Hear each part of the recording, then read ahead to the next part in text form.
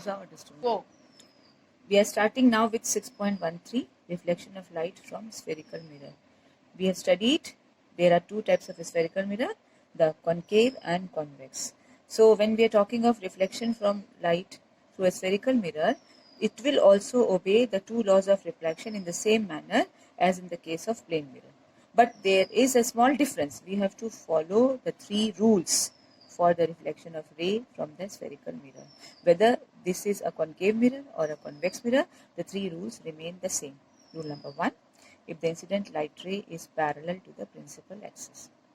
In the case of a concave mirror, when we are taking a parallel ray of light AB, after reflection it passes from the focus. We draw the normal will pass through center of curvature every time, and we see that angle I equals to angle R. First law is verified.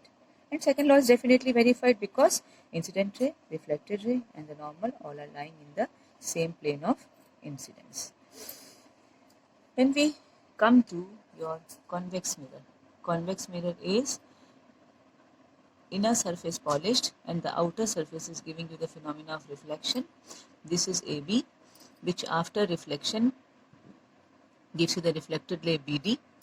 So that is definitely reflected outside. This BD produced backward gives you meets at F, and your normal produced meets at C, and find again that angle I and angle R are equal to each other. The law 1 is verified. Straight away we are coming to a conclusion. An incident ray parallel to principal axis after reflection converges at the focus of a concave mirror, and so this mirror is also known as converging mirror. Underline this also. An incident ray parallel to principal axis after reflection diverges and when produced appears from the virtual focus of the convex mirror. Now you may get confused with virtual focus. Virtual focus because this focus is a point where the ray is not actually passing through, but when the produced ray comes and touch at focus F.